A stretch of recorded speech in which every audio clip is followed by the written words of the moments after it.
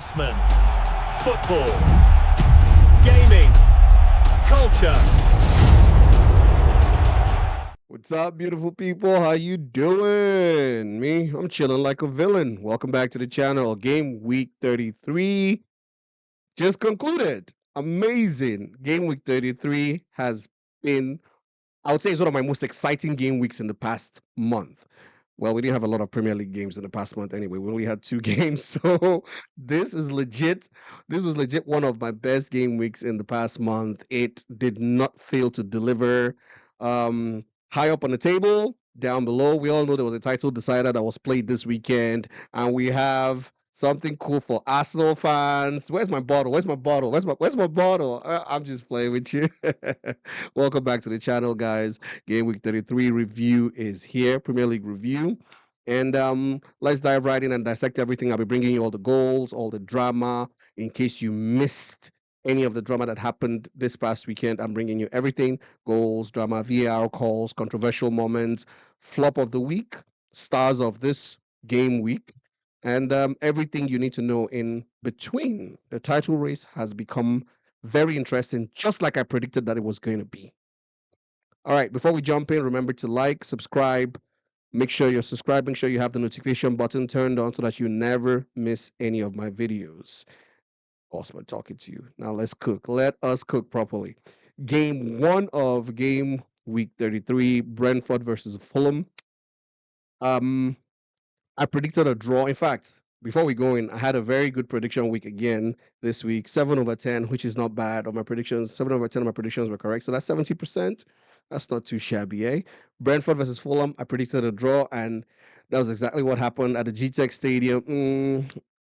Fulham had less possession, 48% possession. Brentford had 52% possession. Game ended 0-0. There were no shots on target from Fulham. That's very embarrassing. Yeah. And I backed them to actually get. I thought they were going to at least get 1-1. Make the game interesting. But no goals from both sides. XG for both teams was really low. It wasn't a very interesting London derby, if I have to say. It delivered absolutely nothing. Brentford were the better side on paper if you look at the stats. You better, more possession, more shots on targets, higher XG, slightly higher XG, but still there was no finishing. There was nothing. It was lackluster. It was uninspired. And if I was someone that paid to go to the stadium to watch that game, I'll be asking for my money back, really. Uneventful, mid-table mediocrity is what you will call this game. So, boo. Let's move on to the next one. Game 2 of the game week, Leeds United versus Wolves. Yes, at Ellen Road. I predicted Leeds to win this 2-0. Guess what the result was? 3-0 to Leeds United. Leeds United 3, Wolves 0. James Justin got his goal in the 18th minute. Noah Okafor got his in the 20th minute, and Dominic Calvert-Lewin got his penalty in the 90th minute. Leeds had more possession than Wolves and more shots on target. Leeds had 6.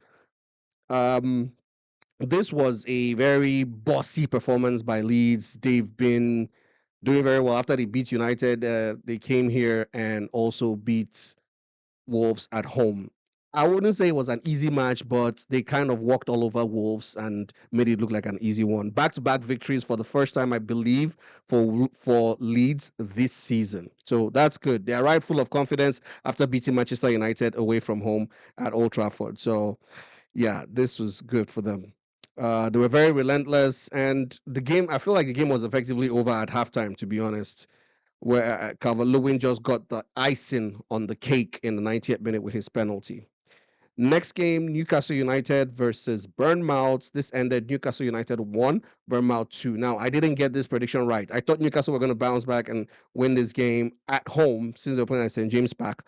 But no, they lost. Bournemouth, again, everybody's bogey team. They are unbeaten in about 14 games now. These boys, what are they doing? What is Bournemouth smoking? They lost Semenyo and we thought they were going to become everybody's whipping boy. But no, they turned around and they're whipping everybody else, right? So many draws in that unbeaten run, but still, they are unbeaten. And they just beat Aston and Newcastle back to back. 2 big teams. Game after they got that equalizing goal. But Bournemouth said, nope, not today. 85th minute, Truffert went and got the winning goal. the XG tells you everything you need to know in this game. Bournemouth were creating proper chances in this game, to be honest. They could have scored 3-4 goals. They were very relentless, pressing, pace, and all of that.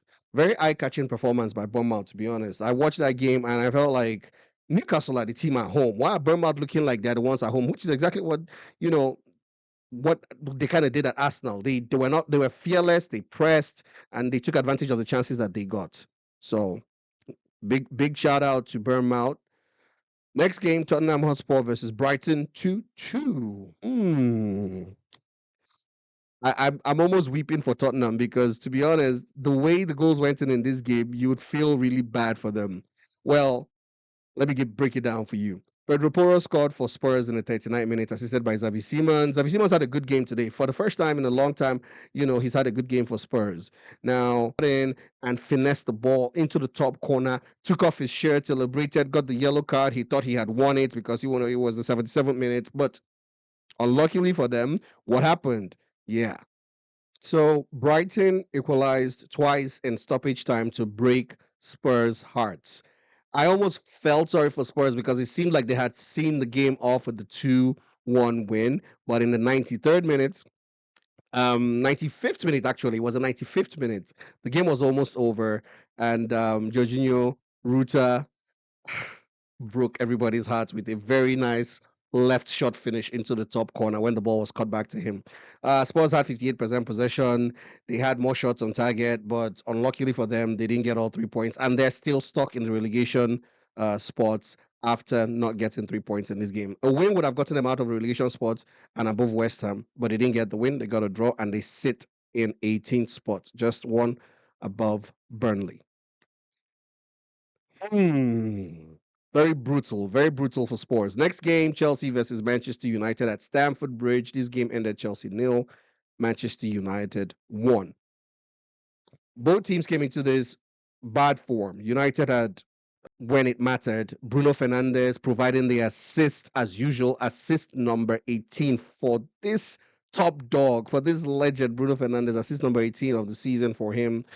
He caught it back after beating his man on the wing, and Cunha slammed it into the top corner for 1-0 United. United were able to hang on for dear life and defended very professionally for the rest of the game. Chelsea hit the bar twice with a header, but still couldn't break United's defense. United came away with a clean sheet, and feel like Kobe Mino in midfield helped to show off and make United more compact and defend better. United were with a makeshift defense of Aiden Heaven and Mazraoui in centre back. They look light at the back, no height for defensive, for the crosses and for the high balls and for the long balls. But somehow United managed to survive the onslaught from Chelsea. And Carrick's boys got a win against Chelsea at Stamford Bridge, and that's all that matters. 3 points, and those 3 points take United 10 points away from Chelsea now. So it's almost impossible for Chelsea to catch United unless United go on a bad run of form or a bad run. Next game, Aston Villa versus Sunderland. Whoa, yeah, Aston Villa 4, Sunderland 3. Forget Man City versus Arsenal. Forget Manchester United versus Chelsea. You see this game right here? This game was the game of the week. This was the game of the week. 7-goal thriller. I'm going to read out the goals and the timing for them. Oli Watkins scored in the second minute. Because I was like watching that game, and now Hume Isidore. 50% possession in this game. Very a good fight. Both teams need the points. Villa for Champions League. Sunderland is trying to stay in the race for Europe after having such a good start to the season. They were in 6th position for the longest time up until Christmas. So, but yeah, Aston Villa came away winners in this blockbuster tie, and Abraham got the crowning goal for them. Well, the winner in the 93rd minute. Everton versus Liverpool. Everton 1, Liverpool 2. This happened at the Goodison Park. So I told you I got only 3 scores wrong this week. This was another one I got wrong. I said Everton were going to nick it against Liverpool because I felt like Liverpool were going to be lackluster, seeing that PSG had, knocked the stuffing out of them the previous week. But Liverpool won this one in the 93rd minute. Well, not the 93rd minute, the 100th minute, because there were 11 minutes added on in this game, and they won in the 10th added minute in second half. Virgil van Dijk stepped up. Captain Virgil van Dijk stepped up and scored the winner for Liverpool when they needed him the most. Salah started the scoring. Cody Gakpo assisted. Actually, Everton scored first, but it was disallowed. VAR disallowed it for offside. So Gakpo assisted Salah. Salah scored the first goal. Just after Everton's disallowed goal, Salah scored the first one for Liverpool. So it was like from excitement and from excitement to despair for Everton because they went from cloud nine thinking they had gone one goal ahead. Ndiaye scored. He ran to the corner flag. He was celebrating. He was so happy. Everybody was happy. Next thing, VAR checked it and killed and knocked the stuffing out of them. Then 1 or 2 minutes later, Salah went down the other wing. Gakpo slipped the through ball to Salah. Salah scored, and it was like, oh my God, we thought we're one goal up, and then now we're one goal down. But Everton did equalize through Beto. Beto has been scoring. He's been in form. I think he's got like 7 goals in the past 8 games. Everyone thought it was going to end 1-1. I myself thought it was going to end 1-1, but Liverpool came up with the winning goal in the 100th minute through Virgil van Dijk. It was 10 minutes of stoppage time, and they won the Merseyside Derby in the 10th minute. So that was really heartbreaking for them. But yeah, Liverpool came out winners on that one. Next game, Nottingham Forest versus Burnley. Ooh, this was another blockbuster tie. Burnley went in front. You know, Nottingham Forest are fighting to avoid relegation. They don't want to be drawn into that relegation dogfight with West Ham and Spurs. So this is a must-win at home for them. Burnley took the lead, and Nottingham Forest, yep, Morgan Gibbs-White, MGW. The boy balled. He balled. I think first we're losing at halftime. Yeah, first we're losing at halftime. Burnley scored through Fleming at the same time. So Forest were losing. And when I looked at the screen, I was like, they can't be losing at home when they know that they need 3 points to avoid relegation. And then I looked again. Morgan Gibbs-White just turned up. In 15 minutes, it was like 1-1, 2-1, 3-1. And yeah, it was a wonderful comeback, 4-1 win. Igor Jesus got the 4th goal to put the icing on the cake at the end of the game in stoppage time. But wonderful, wonderful performance by Nottingham Forest and Morgan Gibbs-White in particular. Amazing. Performance of the game week for me, easily. And that means that loss meant that Burnley were more or less finished. They're not completely relegated, but if Burnley lose to Man City in the next game, which is game week 34, they're definitely getting relegated. Next game, speaking of Manchester City, gang, gang, gang, this is the game of the week. Manchester City, Arsenal, 2-1 this ended. Perfect prediction for me. On the money, I predicted 2-1 win for Man City, and Man City got a 2-1 win over Arsenal at the Etihad Stadium. This game was amazing. This was actually a good watch. Ryan Cherki dribbled everybody and scored in the 16th minute to give Manchester City the lead. And guess what? Donnarumma now had to made up for his error in the first half by saving. He did a double save at one point where it was 4 Arsenal players versus 2 Manchester City players. I think that was what saved their season and their game. After that, Haaland scored the winner for Manchester City. Haaland. Arsenal's XG surprisingly is higher than City's own because Arsenal had more clear-cut chances. City didn't have clear chances, but they took the chances that they got and they had in the game. Now, you guys remember when I spoke about the fact that Arsenal were 9 points ahead, but the title race wasn't over? I know I said this clearly several times. I even made a video. I'm going to pin it at the end. I made a video telling people the title race is not over, even though Arsenal are 9 points ahead, and I gave you reasons why. City had a game in hand. City still to play Arsenal. That's 6 points potentially. What happened? Those 6 points are there for the taking. And then there'll be 3 points behind Arsenal. That's exactly what happened. It's not even happened. City have not even played their 1 game in hand. City still have 1 game in hand, and they're 3 points behind Arsenal because Arsenal lost to Bournemouth and City beat Arsenal. So now City are just 3 points behind Arsenal with a game in hand. It's now City's title to lose. City are in the driving seat. If City win all their remaining games, they win the league. Arsenal don't have a say in this anymore. City are the drivers. Arsenal are the ones under pressure. Title decider broken down for you. I told you guys that's exactly what's going to happen, and it happened. The bottlers have bottled it. Next game, Crystal Palace versus West Ham. 0-0. This game ended. This was the Monday game. Palace had more possession than West Ham, The thing is, West Ham know that there's a relegation fight on their hands, but they could afford not to go gung ho in this one because Tottenham didn't win. So they're still kind of sitting pretty above Tottenham. If Tottenham had won in the weekend, I feel like West Ham would have been more adventurous in this game. But they defended calmly. They were like, okay, we'll rather not lose than try to win and then lose. And that's exactly what happened in this game. Points shared 0-0. It was just a trepid goalless draw. But the goalless draw here confirmed that Wolves has been relegated from the Premier League. Officially, Wolves have been relegated because they can't catch West Ham anymore. Even if they win their remaining games, they can't catch West Ham. So that's the story of the game week. Let's dive right into the Bossman Award segment. Let me tell you, my player of the week, without mincing words, is Morgan Gibbs-White. MGW balled this week. 3 goals in 15 minutes or thereabouts to save his team from what would have been an embarrassing defeat at their home stadium. So he gets my man of the match or my player of the week award for game week 33. His team were losing at halftime and he scored in the 62nd, 69th, and the 77th minute. I think that's his first career hat trick. Yes. And yeah, that's my Bossman pick for this week. Under pressure, he thrived. I love that looping header that he scored that just went inside of the net. The guy balled. He balled. Let's not even play. Then team of the week for me. This is a little bit more difficult for me. This is more difficult for me to pick because a lot of teams shined. A lot of teams shone. See me speaking bad English. Anyway, Bournemouth for one did very well because again they won away from home. Newcastle are a strong team to beat at home. Bournemouth did that. So I'm thinking team of the week, Bournemouth. Nottingham Forest scored 4 at home. That's also a team of the week performance. So it's between both of them for me. I don't know who to pick, but yeah, you can take that.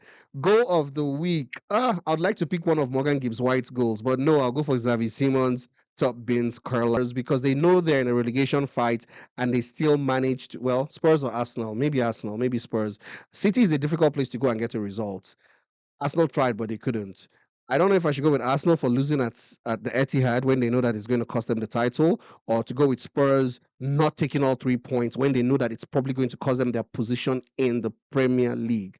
My flop of the week, I go with 2 teams, Arsenal and Spurs. Shock of the week. Shock of the week. Was there any shock? I expected Man City to beat Arsenal, so that's not really a shock. Bournemouth winning away at Newcastle is actually a shock. United winning away at Chelsea was actually a shock with a makeshift defense. So I would say United winning away at Chelsea with a makeshift defense is a shock, and I would say, yeah, that's the shock of the week. And Bournemouth also winning away from home at St. James Park. Comeback of the week, definitely Nottingham Forest coming back from a halftime potential defeat to win 4-1.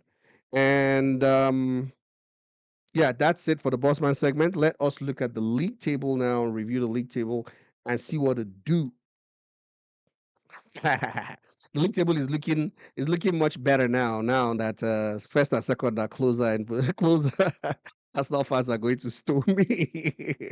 But Arsenal have 70 points. They've played 33 games. Goal difference is 37, and Manchester City are just on their tail after last weekend's result. 67 points. GD of 36, which is just one behind Arsenal, and they've played 32 with a game in hand. Most crucially, a game in hand.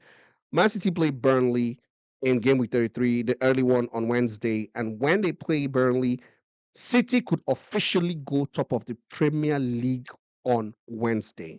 Let that sink in. Manchester City, with a 1-0 or 2-0 win, can go top of the Premier League on Wednesday. A league that Arsenal have bossed and led for almost 8 months. City could go top of the league on Wednesday. Arsenal were 9 points ahead a week ago. Let that sink in. 9 points ahead. It has turned around just like I predicted that it would. City win at Burnley. Burnley get relegated. City go top of the table. Capiche. End of story. Finito. Finito. And United maintaining their third spot with a win at Chelsea. Carrick's resurgence continues.